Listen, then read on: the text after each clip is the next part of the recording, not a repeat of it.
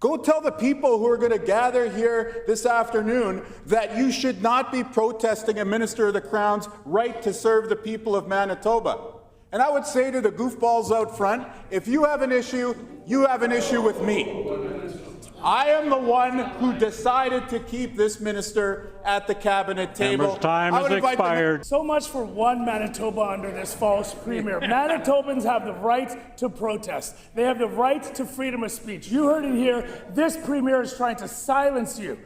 Democracy, freedom of speech, debate. These are all healthy things in this province. I want to start off by being incredibly clear here. Violence and threats have no place in political discourse or society. Everyone should feel safe at work, in public, or at home, no matter how much someone else might disagree with them. The vandalism and fires at constituency offices are egregious, and I condemn such acts completely. This must stop. This is not right.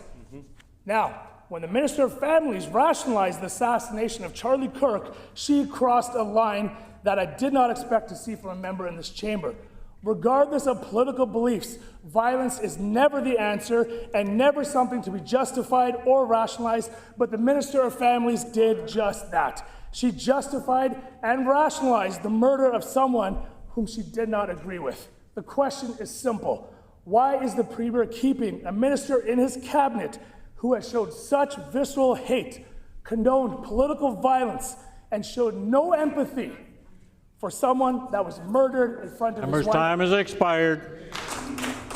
Well, I'm keeping the minister in cabinet because she's a great minister and because I don't believe in cancel culture, unlike the members opposite.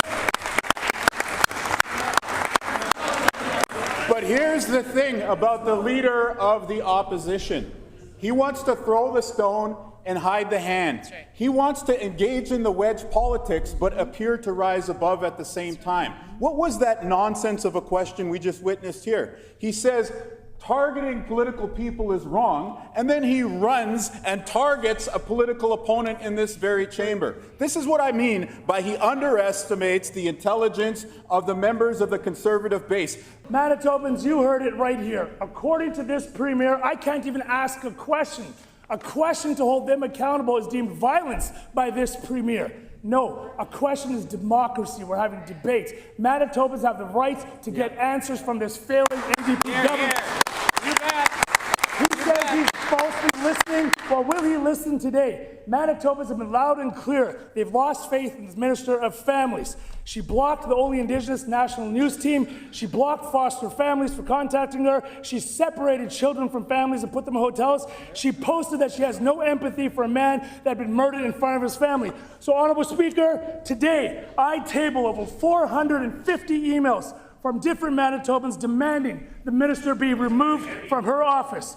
Will the Premier listen to Manitobans like he falsely says he is and remove the minister, the failed Minister of Families, from her cabinet position today? Well, I'm going to resist commenting on how he struggled to lift the binder and instead focus on the words, okay?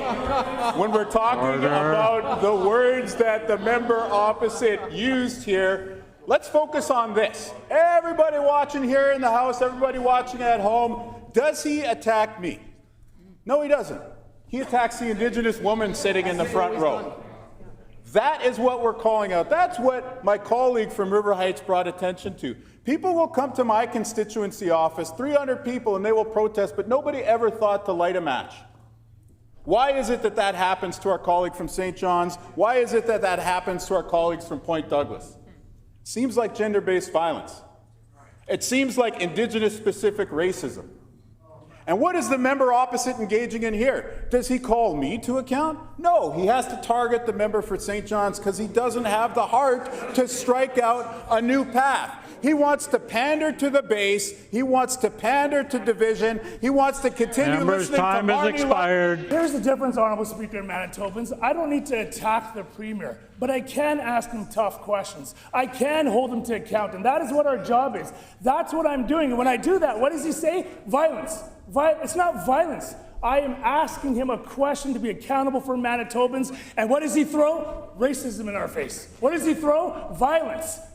This is gaslighting by the Premier right here, clear as day. It's our job to hold him accountable. Will this Premier today explain to all the Manitobans, over 450 emails, why he is keeping this failed Minister of Families in Cabinet? Will he respond to each one of them personally, or will he just avoid them like he's avoiding all of the accountability for his failed ministers across the way? It's very concerning for the Premier to equate my job, Manitobans' right to ask questions of the government and hold them accountable to acts of violence and racism. Last time I checked, I am a visible minority who is a proud leader of the Progressive Conservative Party. It's shameful.